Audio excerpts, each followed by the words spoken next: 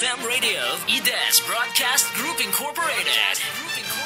This is Kalahi DWXR 101.7 FM, proud member of KBP, kapisanan ng mga broadcaster ng Pilipinas. Disclaimer, ang mga pahayag, komento, pananaw o opinyon ng Anchor at mga panauhin sa programang ito ay hindi opisyal o personal na pahayag, pananaw o opinyon ng DWXR 101.7 FM at sa management and staff ng himpilang ito. Disclaimer. The views and opinions expressed in this program are those of the speakers and do not necessarily reflect the views or positions of DWXR 101.7 FM management and staff. Narito na ang makabagong uri ng balitaan at talakayan sa radyo. Balita at talakayan. Balita at talakayan. Hihimay ng mga isya, talakay ng mga maiinit na usapin. Maglalahad. Punto por punto. Balita at talakayan. Tambalan, Sandy Soriano at Dom Lago. Alas 12 ng tanghali. Lunes, Miyerkules at Biyernes kasabay ng inyong tanghalian. Balita at talakayan dito lang sa himpilan ng DWXR 101.7 Kalahi mo FM. Balita at talakayan.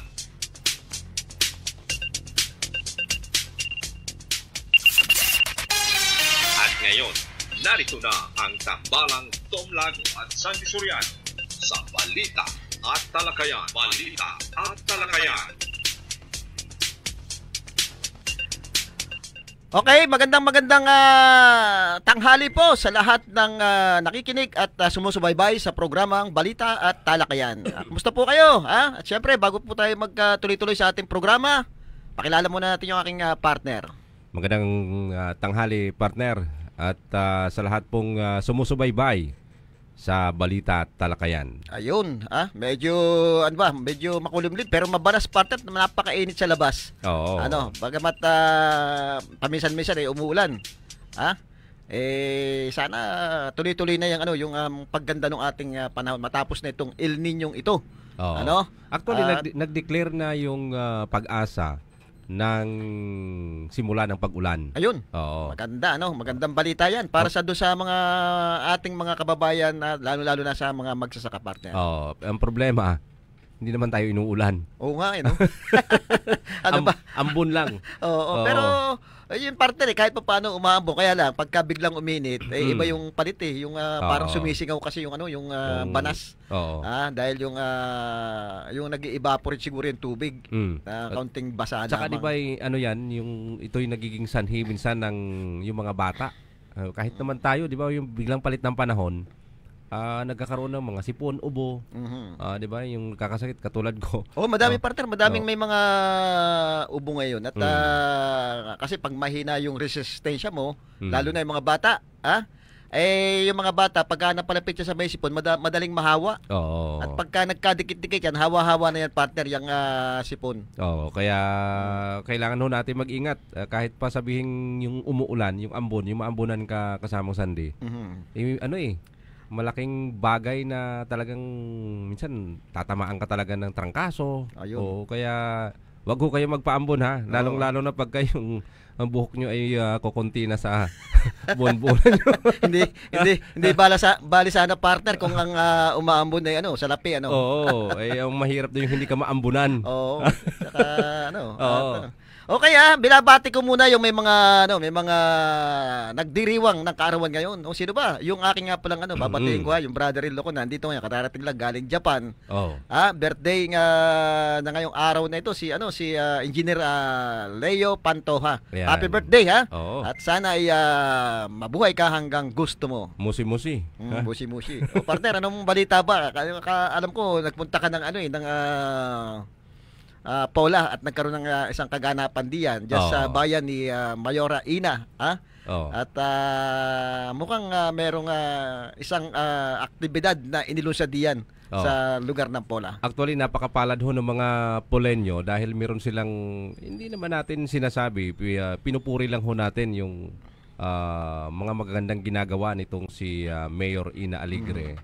or sa pangalang Jennifer Cruz. Jennifer Cruz. Oo. Oo. Kasi mas kilala siya sa ina eh. Sa ina. Oo, Pang ilang term ba si second term niya second ngayon. term niya.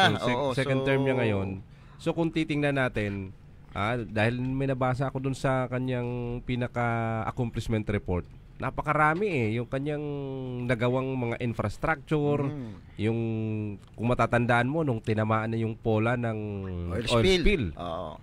Biruin mo lahat ng dahil sa kanyang pakikipag-ugnayan sa kay President Bongbong Marcos, through sa kanyang inisyatibo, biruin mo nagkaroon ng 20,000 pesos yung lahat ng mga fisherman na affected noong oil spill na based doon sa kanilang listahan. Gaano kalaki yung tulong na yun, di ba? Sa kabila niya na parang wala namang nare-receive sila na tulong mula doon sa may-ari ng barkong nagdulot ng oil spill sa kanilang lugar. Na di ba meron pa yatang final na case. May case pa partner yan at ongoing yung case na ipinail dyan doon sa may ari ng barkong lumubog. At syempre yung doon sa may ari ng nung karga nila langis. Yung at syempre partner yung Pola talagang nakilala talaga yan eh. Dati hindi kilala ang Pola dito sa sa ating lalawigan eh. Pero nung naging mayor nga itong si Mayora Dian padalawang term ngayon.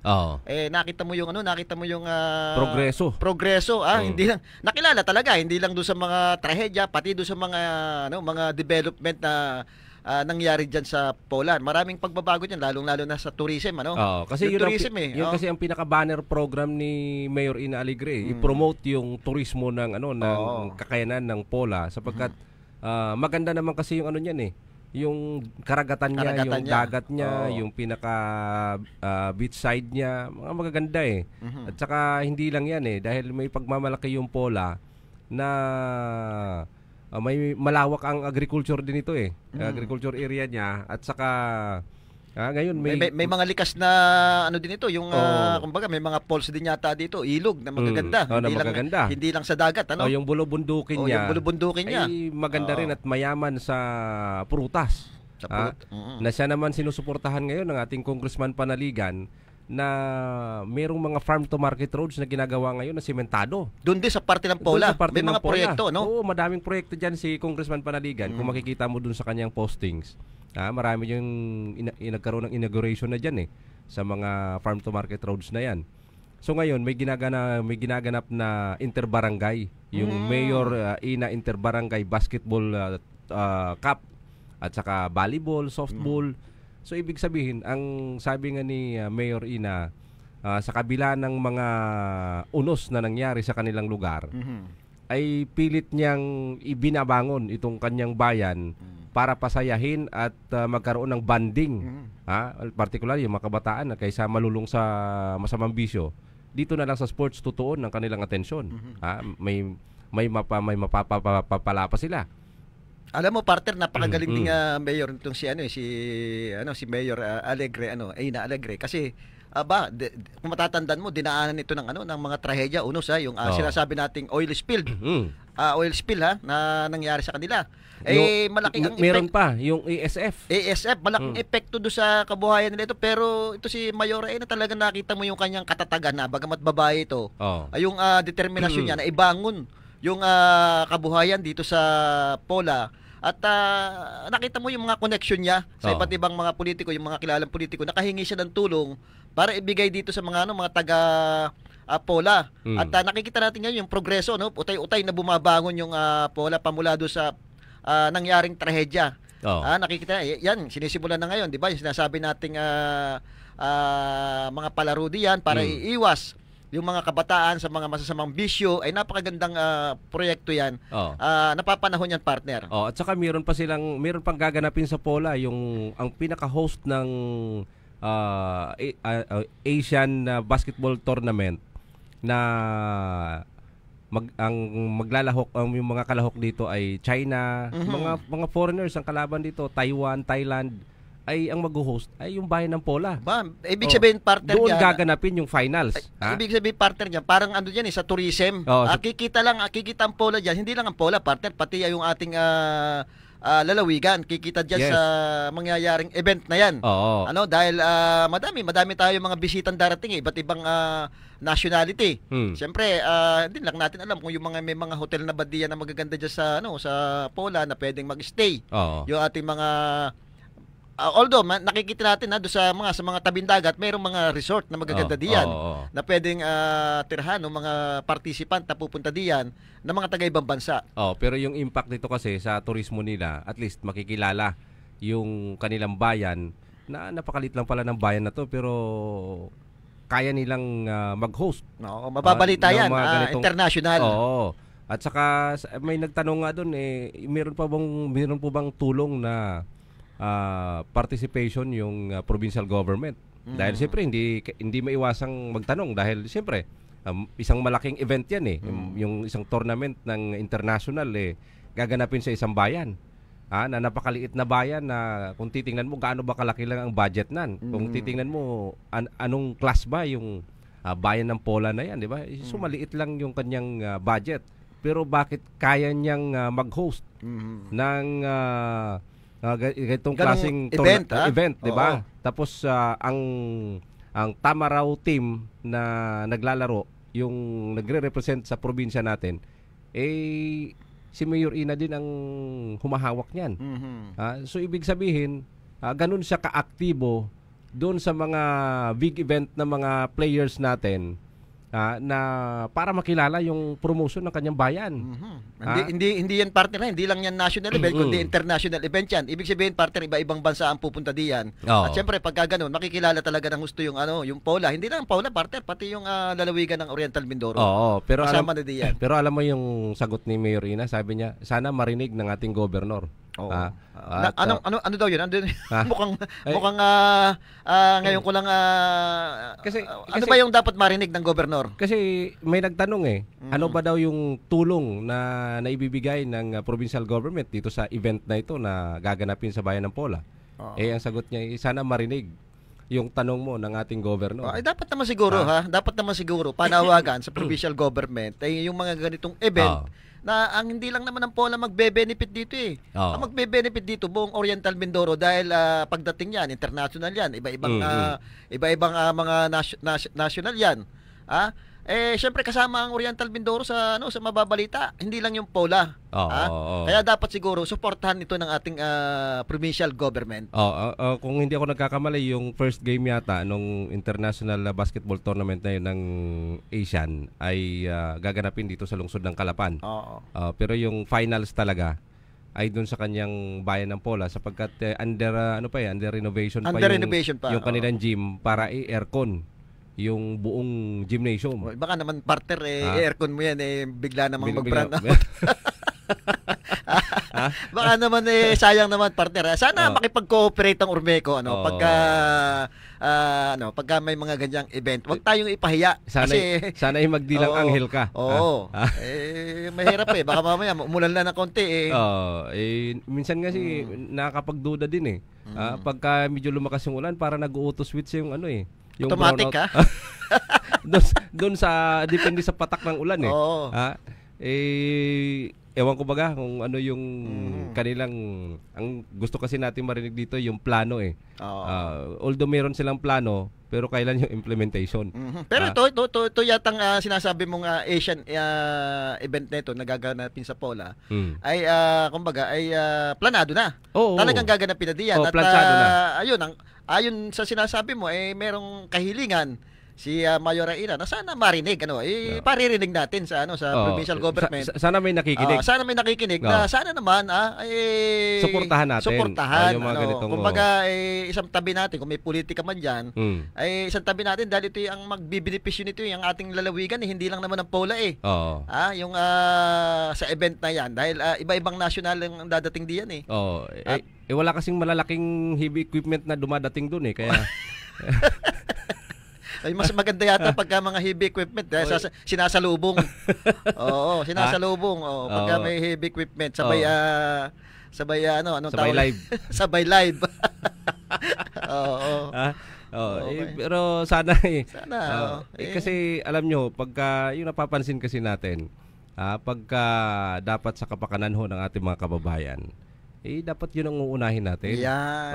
Kasi hindi napupuna lang ho namin Hindi yung puro papugi o ano man. Puro talumpati. Oo, maganda ho nandyan dahil alam mo, nakakatulong naman yung infrastructure Alam mo, partner, malaking bagay kasamang sandi yan kasama sa pag-unlad yan yung mga high-rise building, yung mga tawag dito, yung mga magagandang uri ng mga pasilidad. Sana sa provincial hospital na papapunta yan. Ayun, partner, nabanggit mo yung infrastructure at saka yung provincial hospital yun nga pinagtataka ng mga tao. Bakit pagka itong ating kasalukuyang gobyerno mukhang puro sa infra na lang nakatutok. Ano bang meron diyan sa infra na makikita naman, ang dami na dito, for example dito sa atin sa probinsya. Ang dami. Sabi nung isang kaibigan ko diyan sa may provincial hospital, may mga building naman daw doon na ginawa. Pero sino nagsabi sa inyo? Si Loy Laki?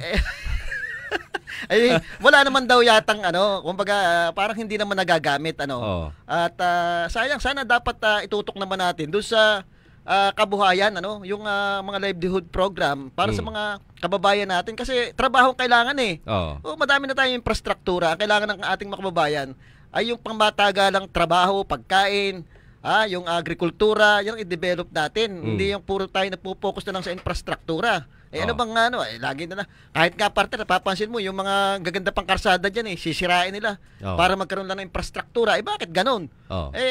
Itong ating kabuhayan para sa mga kababayan natin, hindi yata napapagtuunan ng pansin yung mga livelihood program. Yung sa provincial hospital nabanggit mo, 'di ba? Ang sabi ni Governor, yung may tatayong bagong hospital at mala St. Luke. 'Di ba? Sa tingin ko ito panibagong infrastruktura naman mas kailangan siguro ng ating mga kababayan ngayon na ma-approve na yung kasalukuyang Oriental Mindoro Provincial Hospital natin na maging regional hospital kasi ito'y kailangan ng ating mga kababayan ang magbibenepisyo dito kung ito may papatupad agad yung ating mga kababayan tsaka siyempre yung mga empleyadong malaking problema diyan sa Oriental Mindoro Provincial Hospital. At saka merong binuksan na malapit ng yung mga infra dyan na parang gagawin parang transient pag meron kang pasyente. Sa provincial hospital halimbawa ay yung magbabantay ay may tutulugan, nakakategorize halimbawa ikaw ay senior, ikaw ay pwede kang matulog doon pansamantala. Parang libreng transient home. Mas komportableng nagbabantay kay samantala yung mga pasyente ho dyan sa provincial hospital ni electric fan wala. Maganda sana nga partner kung ganoon maganda sana kung ganoon kaya lang parang hindi naman nangyayari dahil kung makikita mo bibigyan mo ng transient yung mga yan yung ating mga kababayan niya may sakit, may mga nasa hallway na nga kamakailan lamang yung wala na bang doon, wala na bang tent na yung nasa labas, nasa tulda lang sa labas na mga outpatient. Hindi ko napansin partner kasi hindi ako nakakadaan pero meron tayong informante diyan na nung nakaraang mga linggo ay may mga pasyente nasa hallway na. Pero nag-text, inalis na daw yung mga nung natalakay yata, inalis na yung mga nasa hallway. Tapos ikinamada na lang sa isang room. Hindi natin alam. Kasi alam mo yung Oriental Mindoro Provincial Hospital niyan. Yan sa kapanahon ng ni Congressman Arnan Panaligan, yan ay patayo nung siya yung governor pa. Napakaganda ng hospital yan aircon pa nga yan noon at makikita mo talagang wala namang problemang nababanggit tungkol sa mga gamot. Walang problemang nababanggit tungkol do sa mga mga medical equipment na sira lagi. Wala ring nababalitang may problema diyan ng mga may nababalita dati diyan mga gamot sino ba yung panahon sinong governor na itinapon yung binaon yung expired ewan ko ano nangyari sa case pero ibig sabihin sobra yung gamot kaya binaon hindi kulang ito partner wala kung nga sinasabi natin di ba yung sa ngayon ultimo yung mga empleyado diyan, yung mga health worker diyan, ang laki ng problema pagdating do sa mga salary nila, pagdating do sa mga health allowance sila. Pagdating sa PhilHealth, talagang nakikita mo lagi nagrereklamo, puro delay daw yung ano. Noon hindi naman nangyayari yan, yung problema na yan. Oo, na-delay lang. Oo. Pero ilang araw lang. Ay ngayon parang taon na. Hindi. Taon na eh. Taon na naging problema. Sabi nga baka daw naka-time deposit eh. Ha?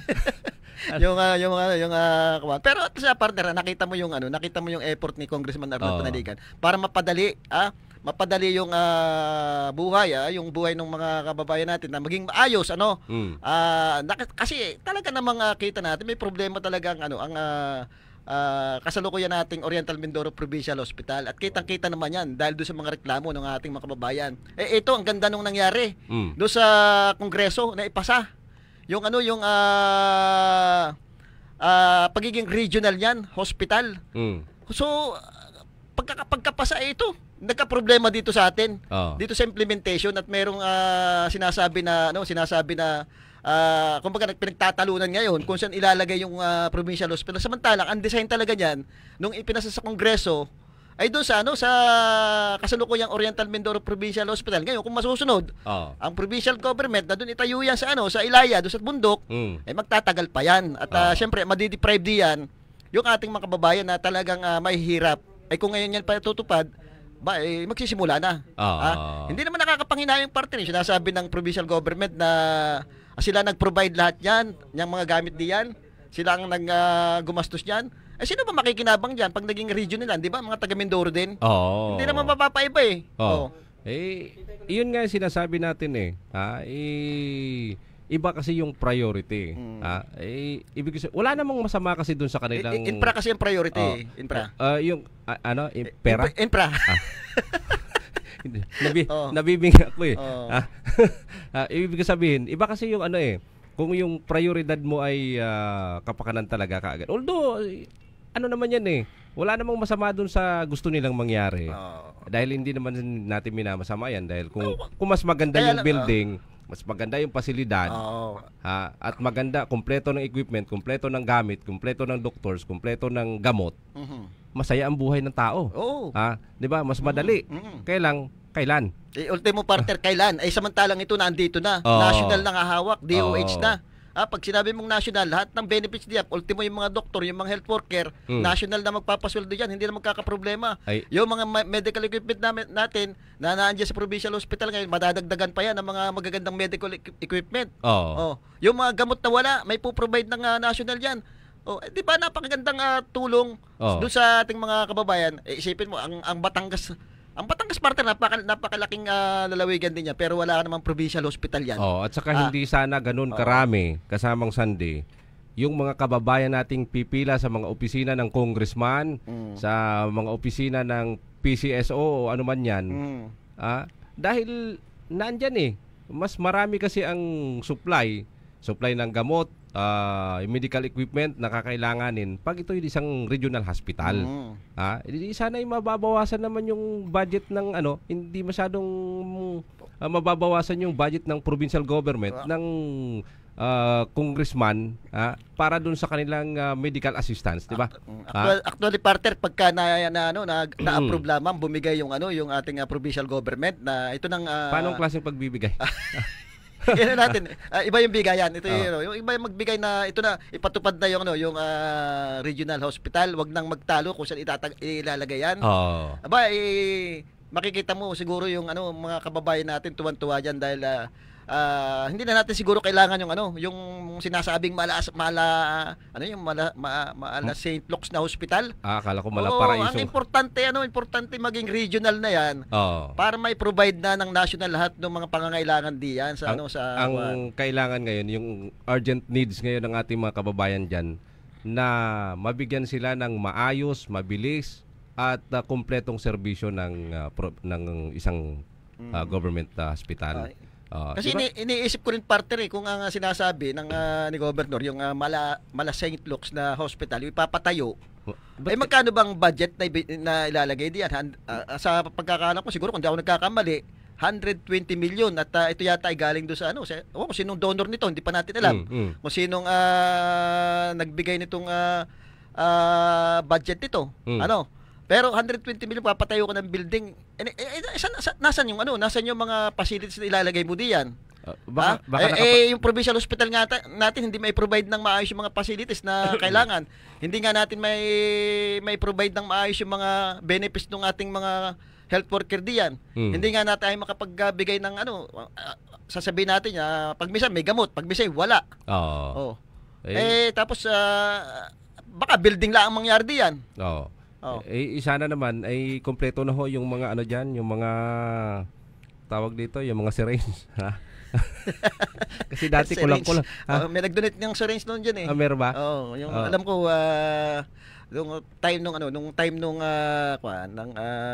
pandemic. Yun, nagkulang tayo sa syringe pero may nag-donate.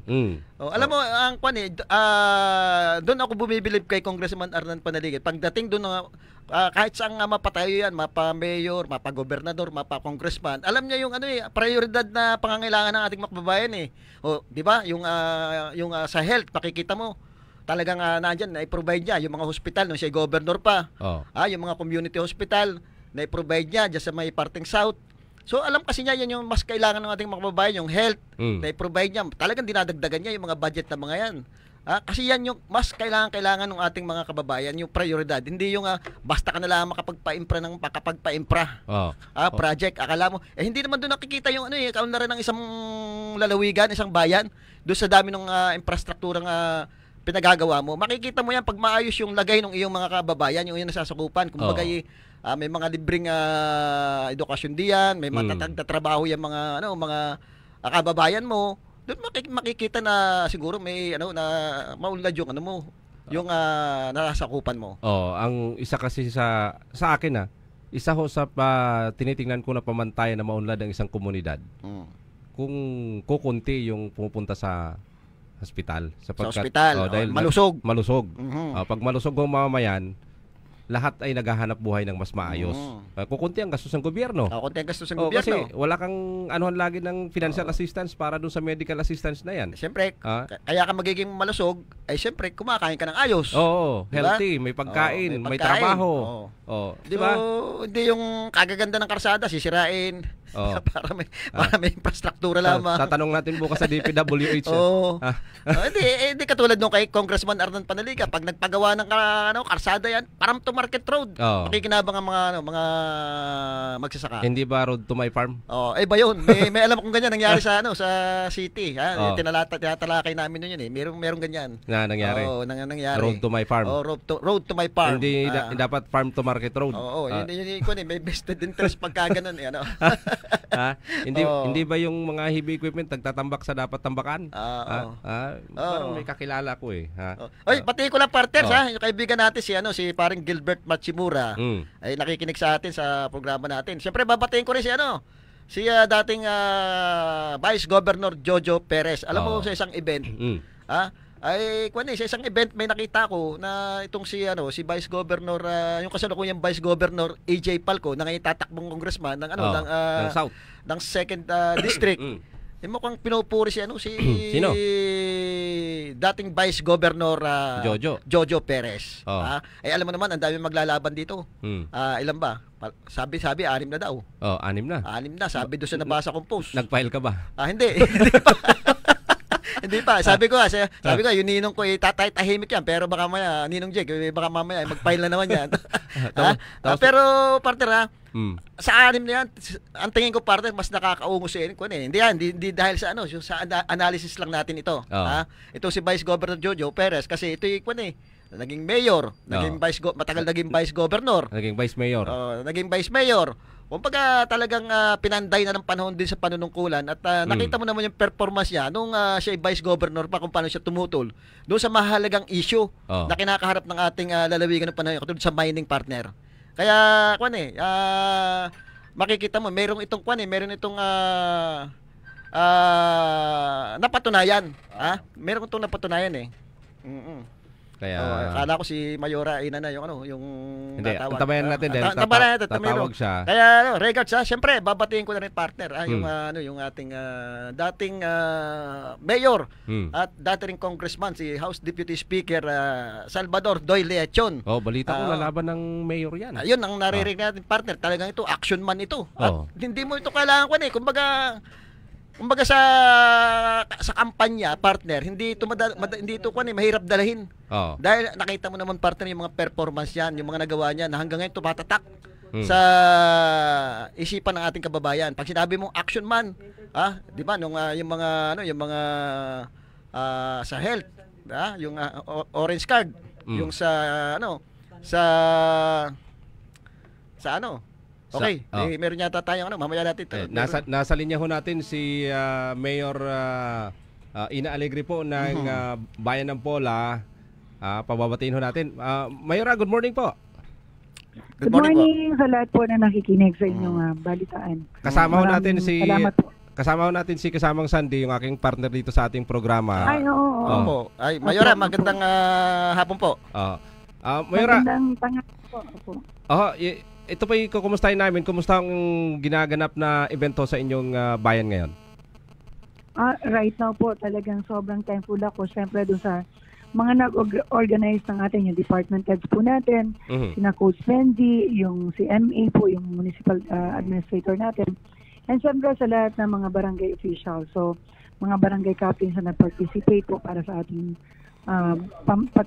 pampalaro po nasa kabataan. Madam, meron pa ditong isang magandang event na gaganapin sa inyo, itong International Basketball Tournament. Opo, International Basketball League po natin sa yung Asia Tournament po natin. At ang kalaro po doon ay yung Pola Pilipinas. Pola Pilipinas po. At isa po yan talaga sa aabangan nating lahat dahil para pong NBA. Para kang nanonood ng NBA sa gagaling po ng mga players, yung mga imports. Ang kalaban po natin is China, Taiwan, Malaysia, Singapore, yan po yung maglalaban-laban. At tadali nila yung mga imports natin nila dito sa bayan ng Pola at sa Calapan City po. Ayun, Mayora, ang tanong ko po alam ko malaki po yung pinagdaanan ng bayan ng Pola nung mga nakaraang taon. Kumusta naman po ang Pola ngayon? Nakakabawi na po ba?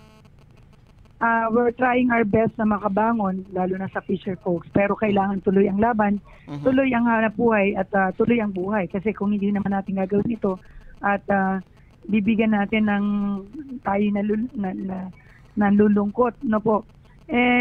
Kailangan palaging strong po tayo sa mga panahon na to. Kaya ginawa natin ang paraan, i-promote ang Pola through basketball, through sports, kung ano ng sports na ginagawa natin. At siyempre, lalo na po sa inyo, kayo na nasa sa media, na tinutulungan nyo kami i-promote ang Bayan ng Pola sa maliliit na paraan na ginagawa namin dito, na papapasaya yung Poleños.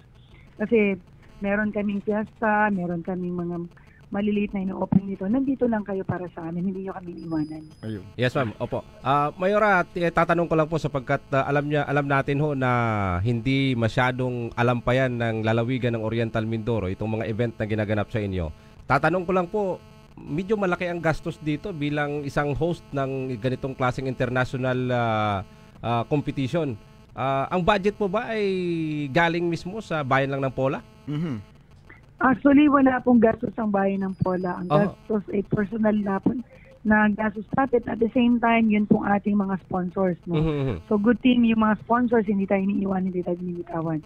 So, isa po yan sa talagang pasalamat ko din na marami pong tumutulong sa ating kupunan. Ayan. Mayora, napakaganda po nung event na gagawin diyan. Yung sinasabi mo pa nito, yung Asian basketball tournament. Basketball, napakaganda po at alam ko mga taga-ibang national yung pupunta po diyan sa bayan ng Pola. At hindi lang naman po Pola ang makikilala diyan kundi po yung lalawigan ng Oriental Mindoro. Kasi Oriental Mindoro po ito. Opo. Kumusta naman po ang provincial government? Handa po bang tumulong dito sa event na ito?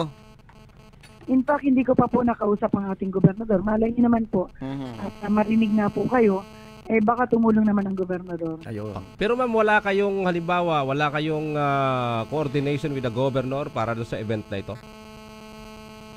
Magko-coordinate po ako, kaya lang busy pa yata ang governor. Parang nasa Manila yata yung mga meetings pa.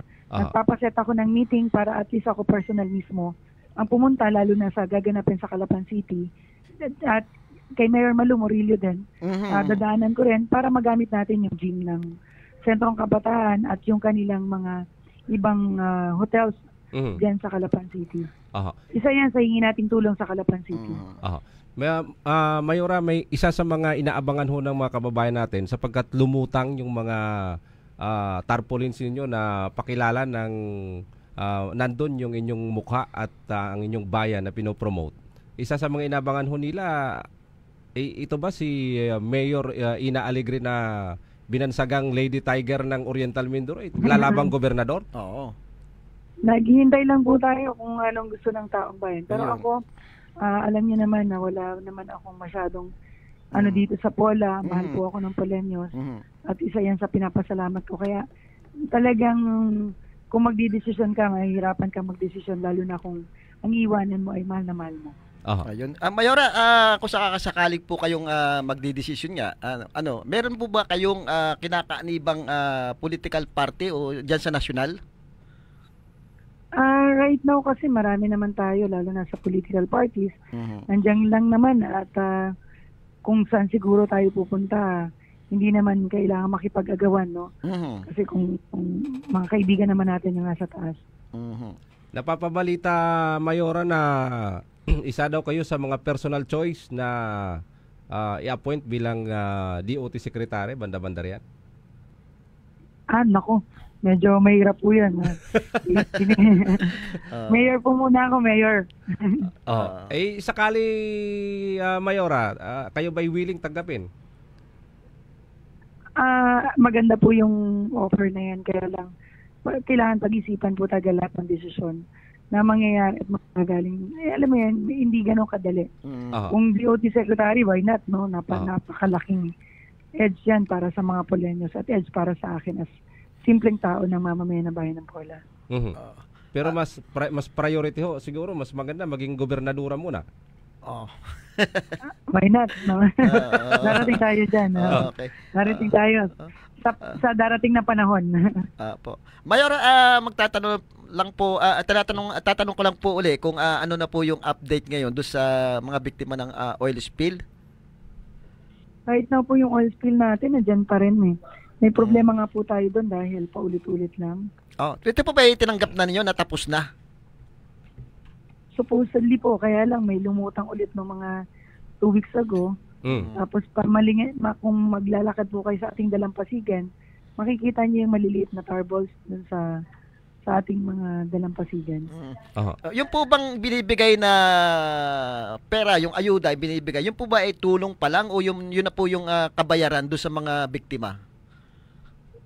Ano po, yung minigay po natin 20,000 galing sa Presidente, tulang po yan ng national government. Yung mga bigas po galing kay Vice President Sara Duterte. Yun naman po mga AIX natin at saka mga MAIC, bigay naman po ng mga senador. So doon po sa insurance company, IOPC, yan naman po ay talagang hindi naman galing sa may-ari ng barko. Ito po ay doon manggagaling sa insurance company na lahat ng mga may-ari ng barko ay nagbabayad doon. Yun naman po ay natural na kailangan ibigay nila para doon sa mangingisda. Kaya lang, kukunti pa lang po, parang 267 pa lang nakakakuha out of 5,000 doon sa ating mga fisher folks. So wala pa pong binibigay talaga personal itong may-ari ng barko at saka yung may-ari ng wala po. Mayora, dahil ito po ay isang malaking dagok noon sa inyong bayan, di ba nag-file yata kayo isa kayo sa pumabor para mag-file ng case doon ho sa may-ari mismo ng barko. Ano ho kayang ngayon update doon sa kaso na ito? Nasa na po yan, may mga hearing na po. In fact, sa araw po, June 11, attend po ako ng hearing. So, at pasalan na kayo sa DOJ. Talagang pinailan ng kaso. Katulong po ba dito ang ating ang ating provincial government do sa pagpa-file nyo ng kaso o hiwalay? Hindi ko alam nag-file na ba ang provincial. Not sure eh. So ito pong ipinail nyo isa inyo lamang po. Po? Yung ipinail yung case do sa sa inyo lamang po, sa bayan lang po ng Pola. Under po yung Pola government. Ayun. Oo. Ayan, at least malinaw. So, Mayor, kung meron pa po kayong mga gustong iparating sa ating mga kababayan sa inyong pagkakataon. Okay, sa lahat po ng mga fisher folks buong Oriental Mindoro, ito na yung talagang laban na tumulong po talaga ako, hindi parang sa Pulenyo, para sa buong Oriental Mindoro po na fisher folks, no? Kaya tinayon ko po at inilaban ko po yung karapatan ng mga mangingisda. And sa lahat po naman ng mga taga-Pola, thankful ako kasi nandyan sila anytime makailangan ko sila sa likuran ko, yung mga department heads, yung ating mga councilors, lahat ng empleyado ng munisipyo ay naniniwala na kaya natin lahat ng ginagawa natin at nandyan lang sila para sa trabaho natin. At sa mga tao naman na tulad ninyo na naniniwala na pwede po tayong maglingkod sa buong Oriental Mindoro, nagpapasalamat po kasi siyempre hindi ganun kadali na maniwala yung tao sa kakayanan mo. Pero sa lahat ng naniniwala, salamat po. At sa mga dadagdag pa, malay nyo, darating ang panahon na magdesisyon tayo. Pagdating ng panahon, sana nandyan po kayo pag kinailangan ko kayo. Anytime, Mayora. At salamat po. I-update ho natin yung ating mga kababayan para doon, invite ho natin para doon sa gaganaping international event dyan sa inyong bayan. Kailan ho ang simula nito? Apo, sa lahat po na nakikinig ng Kalahi, ano po? Yes, ma'am. Sana po ang lahat ng nakikinig ay makisa po sa ating Basketball League, International Basketball League po ito, na mapapanood po ito sa Calapan City. Meron din pong Facebook Live yan. I-support po natin ang Pola Pilipinas RPG. Yun po ang team ng Oriental Mindoro na isilan natin international. Sana po makuha ulit natin yung pagiging champion. Dun sa second leg na champion na po ang Pola Pilipinas. Sana dire-diretsong makuha natin hanggang fifth leg po ng tournament para naman mas makatulong tayo sa mga Mindoreno. Ayan. Ano po, so sana abangan po ninyo at ito talaga yung napakagandang laro na para kang nanood ng NBA. Kung hindi ka pa nakakapanood ng NBA, ng PBA at saka ng Ayun, nawala. medyo nawala. Naputol. Yung kay si Mayor Ina po yung narinig nyo. Talagang alam mo tong bayan ng Pola. Ay talagang nakilala ng husto, no? Nung tumayong mayora itong si Mayor Ina. Hindi lang, siyempre may mga trahedya nangyari diyan, national na nabalita yan. Pero nakita mo kung paano niya minanoobra at talagang ginawan ng paraan kung paano matutulungan yung kanyang kababayan doon sa paghingi sa mga ibang politiko para lang maibigay na tulong, ay ginawa niya partner doon sa mga kababayan niya. At ito ngayon nakikita natin yung mga project niya katulad yan yung sa mga sports. Ito'y malaki ang effect, malaki ang itong magiging kumbaga maaaring kumita dito ang Pola sa mga ganyang mga project kasi tourism ito dadayo diyan yung mga taga na iba't ibang bansa at kikita kung yung mga negosyo diyan. Syempre hindi lang naman yung Pola ang kikita diyan, hindi lang yung Pola ang makikilala diyan, pati buong Oriental Mindoro makikilala at makikinabang diyan sa project na yan ni Mayora Ina.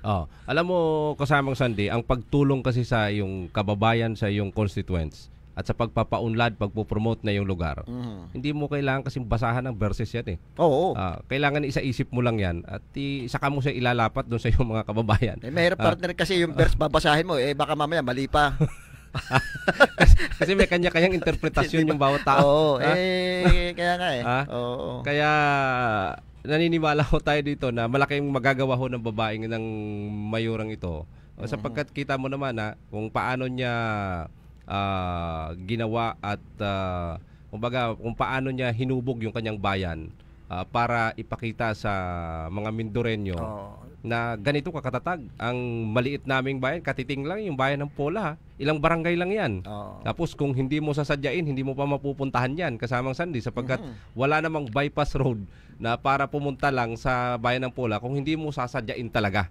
Kita mo naman partner makikita mo naman yung katatagan ng loob nito tsaka yung tapang ni Mayora Ina nung nag-file siya. Kasi mukhang nung panahon na kasagsagan ng oil spill, mabagal yung action ng ating provincial government. Kaya niya napagpasyahan na siya na mismo mag-file ng case doon sa sa Barcot. Ito nga, hindi nga natin alam, hindi rin alam ni Mayor Reyna kung meron bang ipinail ng case ang provincial government. Wala rin akong balita doon sa provincial government kung nakapag-file na nga sila ng case, ng sariling case nila. Pero alam ko wala parang inas is na bayaran na lang. Oo, sino kang bayaran? Babayaran yung mga biktima. Kaya nililinaw ko baka mamaya ma-misinterpret yung mga sinasabi mo. Anyway, balikan ho natin yung ilang mga issue kasamang Sandy sapagkat nakita na natin yung epekto ng maayos na pamamalakad ng isang politiko yung nababanggit ko lang kanina, partner, yung binabati ko si dating mayor at congressman yung sa House Deputy Speaker Doyle Liacho na alam mo, kumbaga talagang hindi ito mahirap bitbitin kumbaga kahit bumalik to sa posisyon, makikita mo yung history ng mga ginawa niya hanggang ngayon napapakinabangan pa ng syudad. Ito yung kaya nga tinaguri ang action man nakita mo lahat yung mga proyekto pamula do sa health, pamula sa education, pamula do sa paglago ng mga negosyo o yun sa mga trabaho. Talagang naandyan, talagang napapakinabangan at naandyan yung mga proyekto na yan na hanggang ngayon ay napapakinabangan. Unang-una talagang pagdating sa sa health, malaki ang budget niya At pagdating sa education, talagang malaki rin ang budget niya dahil yun ang kailangan Para din si Congressman Hernan Panaligan, alam yung mga prioridad na pangangailangan ng ating mga kababayan. At saka hindi kumbaga hindi ko makita kasi yung yung kasi merong mga dapat pangangailangan ng mga alin ang hindi mo makita yung infra? Hindi, nakikita ko na Hindi kasi merong mga, di ba yung ginagawa ng ilang mga politician natin, bumibili ng napakaraming mga sasakyan, ibibigay sa mga ganito. Heavy equipment. Although ay yung ilang mga sasakyan dyan, may pakinabang katulad ng mga emergency vehicle na, di ba, sa mga barangay, tinatalaga sa barangay. Okay yan. Malaking tulong yan. 'Di ba? Yung parang style mini ambulance, 'di ba? Tulad ng mga ginagawa ni Congressman Umali sa 2nd District. Yung mga branded na mga L300 FB ba yan na ginagawang parang ambulance every barangay. Na siyang kasama din doon sa kanilang barangay rescue. 'Di ba? Magandang tulong 'yan pero yung dapat pag bumili ka naman ng mga service yung magandang hindi naman patakbuhin yung patakbuhin na pero mahal ang presyo. Ganun ba? Magkano man presyo niyan? Hindi natin alam kung bakit ganun. Yung iba made in China. Siguro kung may sarili tayo, mas kumita pa yung sariling gobyerno natin diyan sa mga sasakyan na yan. At saka dapat i-prioridad natin yung yung kahit sino naman siguro tatanungin na yung mga ordinaryong mamamayan tanungin mo kung ano ba ang talagang hindi ko nga naitanong kay Mayor Ina yung sinasabi niya na ano ba yung tatlong nagawa ng ating provincial government na hindi mo malilimutan na nakatulong sa buhay mo bilang isang ordinaryong mamamayan ng Mindoro. Ayun, ang malaking katanungan. Yan ay kinote ko doon sa tanong ni Mayor Ina Alegre kahapon doon sa kanyang ginawang mini press conference.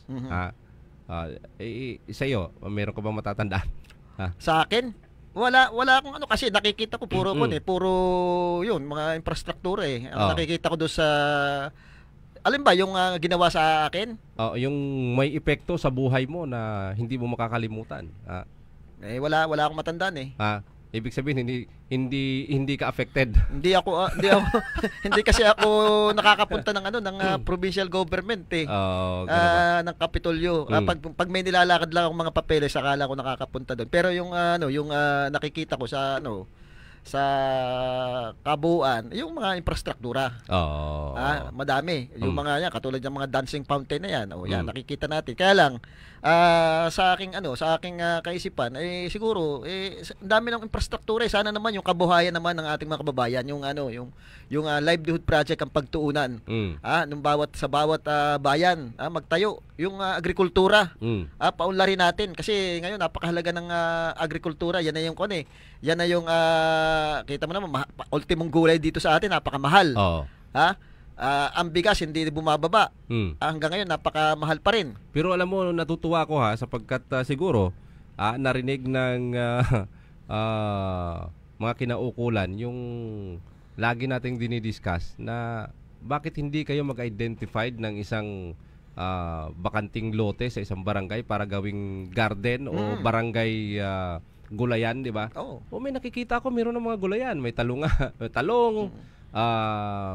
sitaw. Sabi ko, may kung narinig si kasamang Sandy, magandang proyekto partner yun. Sa isang barangay, magtanim ka ng yung mayroon kang gulayan dyan. Alam mo, libre namang binibigay yata ng... palagay na nating funded ng city government. City government, funded. O kaya barangay, may pondo naman ng barangay. Di ba? Magkaroon ng gulayan. Libre naman yung seedlings galing sa Department of Agriculture, sa inyong DA, yung sa naka-assign sa bawat bayan, di ba?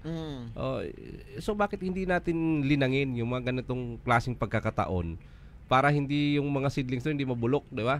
Ang magagamit sa tama, hindi yung pamimigay na lang ng pinamigay, hindi mo alam kung ano naging return, di ba? Kasi dapat ang mga free na ginagamit na pera, budget ng gobyerno, ibibigay natin sa taong bayan, dapat mayroong balik. Makikita mo yung resulta. Hindi yung itinanim mo lang, kumbaga parang itinanim mo lang, hindi mo alam kung yun ay lumago ba o hindi. 'Di ba? Mas maganda yung nakikita natin na gumastos yung gobyerno ng pera, gumugol yung gobyerno ng pera, ibinigay bilang kabuhayan dun sa isang barangay, sa isang bayan. Nakikita natin yung return na nakapag-harvest sila. Kumita kahit papaano, na ibalik ang puhunan, tuloy ngayon yung ginagawang micro-negosyo ng isang barangay. Nakikita natin may pera naman may pera ang gobyerno, di ba? Nakakapagbigay naman ng ayuda. Kasi ang ayuda, basta mo nila ibibigay mamaya ubos na yan.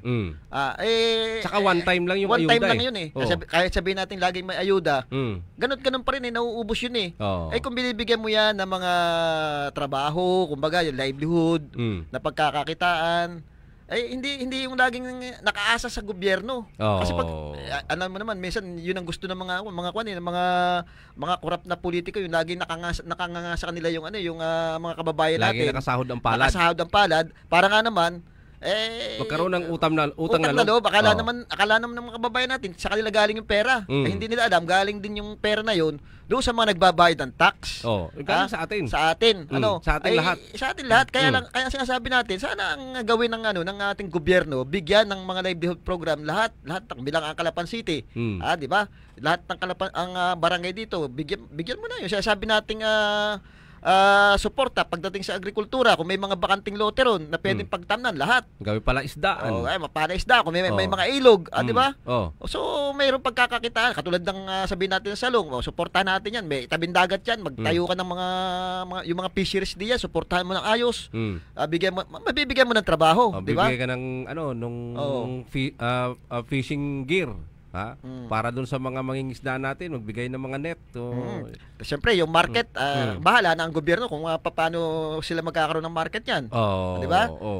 Ang problema kasi sa ngayon, pagka yung kaya mahal yung mga bili natin, gawa ng mga middleman ang kawawa yung mga mangingisda, yung mga magsasaka.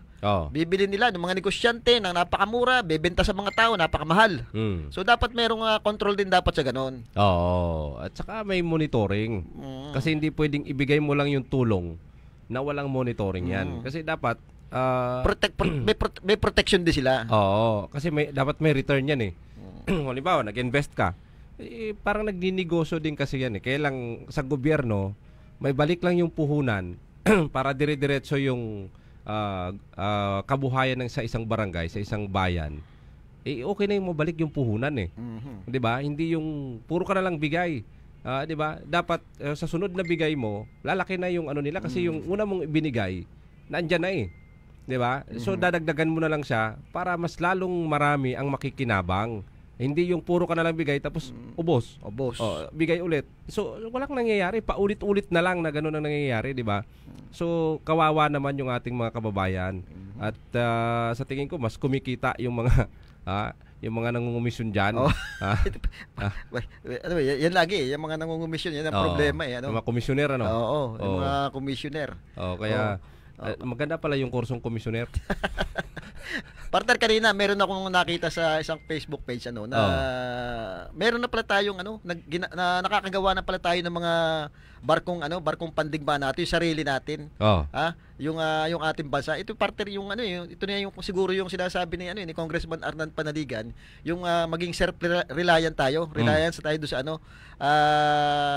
magkaroon tayo ng sariling pagawaan ng mga barko na pandigma o kaya mga armas pandigma. Nangyayari na partner eh. Yun ang dapat ang sinusuporta nating ating gobyerno, yung industrialization na paunlarin natin. Dito sa atin sa Mindoro, yung ibang barko dito ay alam po gawa na rin dito sa ating bansa diyan eh. Kasi merong shipyard may shipyard diyan sa Lucena, merong shipyard sa Batangas at merong shipyard sa Cebu. Pagka ganun partner, ang nagkakatrabaho yung mga kababayan natin. Hindi yung mag-i-import lang tayo na mag-i-import. Walang pakinabang yung ating mga hindi nagkakaroon ng trabaho. Dito, nagkakaroon ng trabaho, sariling atin pa. At saka tingnan mo, sabi nga ni Congressman Panaligan, bago ka makabili ng isang Navy ship, yung malaki, ay ilang milyon ang halaga niyan, 'di ba? At saka yung pagbibuild niyan matagal pa. It takes siguro mga 5 to 7 months 'yan bago matapos kasi siyempre depende yan sa tawag dito, 'di ba? May mga specification 'yan kung anong armas ang ilalagay mo, anong design niya, lahat, gaano kalaki. 'Di ba? Tsaka mas malaki yung perang gugugulin ng bansang Pilipinas para diyan. Pero samantala kung local production natin na kasing quality naman ng iba, ay bakit hindi nga natin paunlarin 'yan?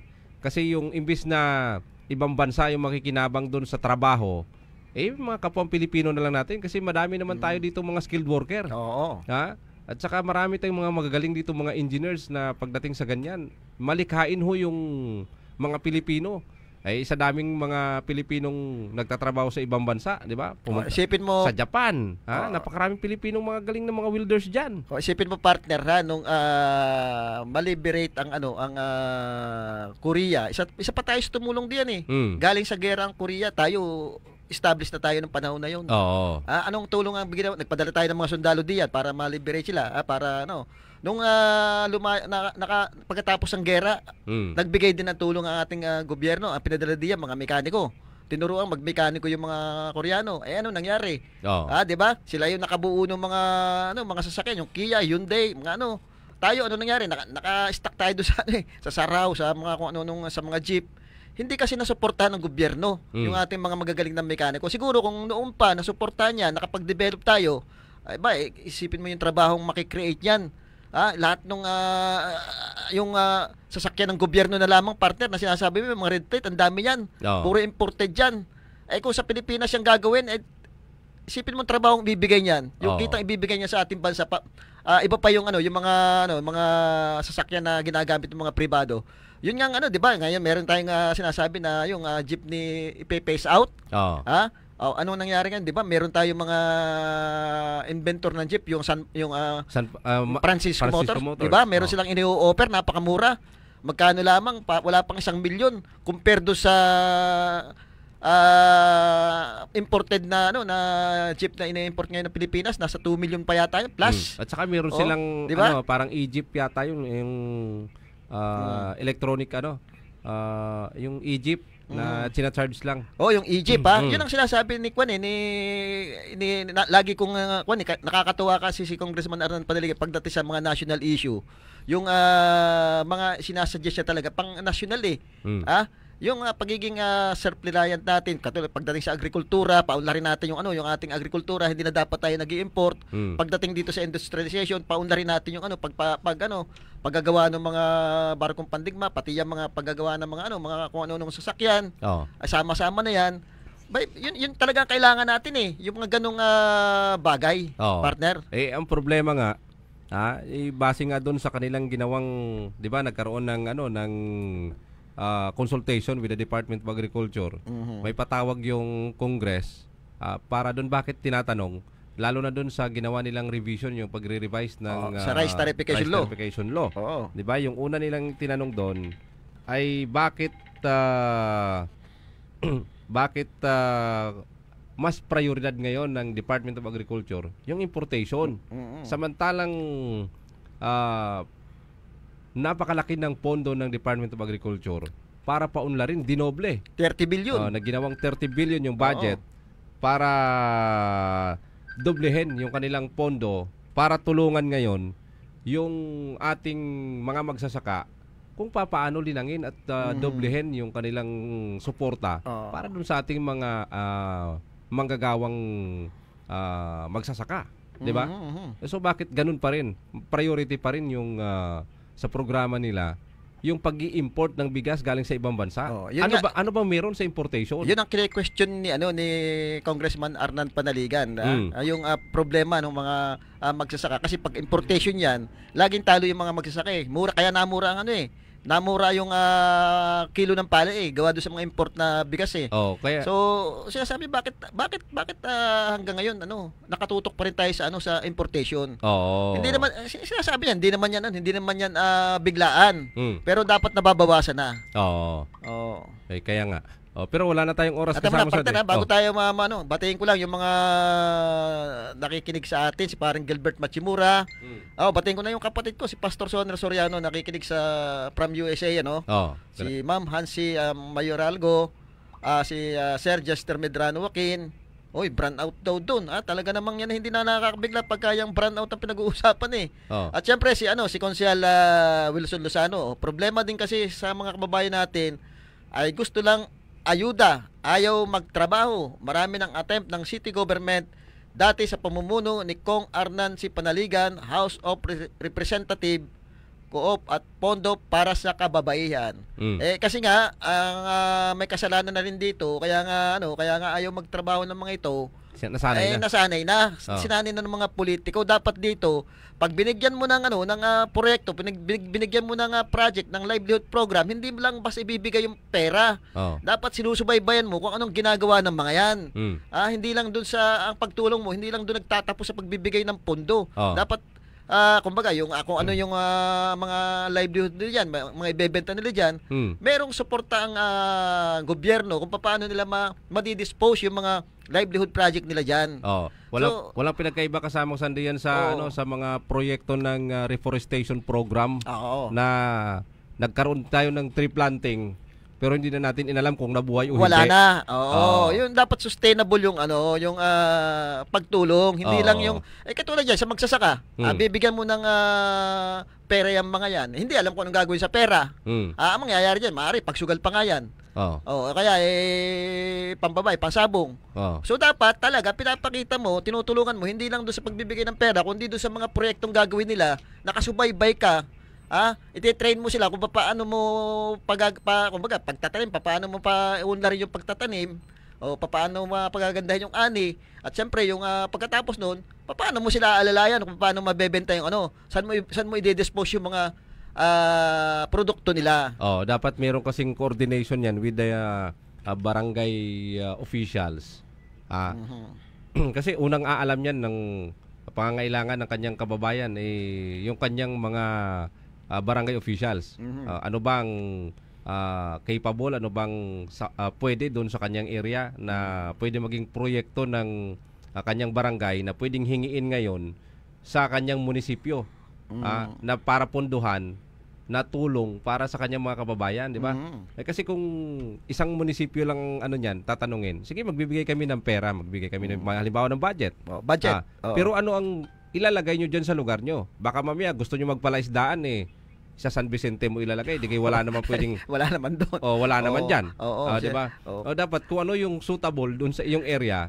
Gumawa kayo ng isang proposed na na proposal nyo na ito yung magiging project namin. Ito yung pwede namin maging pondo. Sino makikinabang niyan? Saan location nyo gagawin yan? Oo, saan gagawin yan? Bibisitahin muna namin kung Oo. ano ba yan. Kung baga, dyan nga dapat itayo yan. Oo. Di ba? Oo. Ganun dapat ang nyo. Ito naman hoy suggestion lang namin. Hindi naman kami mga expert, pero ito naman hoy bunga lang namin ng mga malikang pag-iisip. Kasi nga partner, ang nangyayari nga partner, isasabihin pabalat bunga, bibigyan mo ng pondo, bibigyan mo ng livelihood, pero hindi mo na sinubaybayan kung anong nangyayari. Kumbaga, ano yung ang dapat lagi doon, ano yung resulta ng project. Yun ang aalamin mo lagi, ano naging resulta ng proyekto mo. Wala hong pinagkaiba diyan sa mga binibigay ninyong pera. Halimbawa ay ito yung pera. Basta lalaban ako ng ganito sa eleksyon. Dapat ipipresent mo. Ito yung pera gagamitin mo. Pero paano ka mag-gather ngayon ng para bumango naman yung pangalan ko? Para paano naman makakasiguro ako na iboboto ako ng mga nilalakad mo. 'Di ba? Dapat may balik, may nakikita kang monitoring, 'di ba? Hindi bigay ka lang ng bigay ng pera, pasabog ka lang ng pasabog ng paputok. Na pagkatapos ng putok hindi ka na kilala. Hindi na. Okay partner medyo wala na tayong oras sa isang araw, madami tayong tatalakayin ulit. Anyway, maraming salamat po sa inyong ginawang pagsubaybay. Tumlago ho hanggang sa sunod na araw ng aming palatuntunan. At syempre, Sandy Soriano po ang inyong nakasama.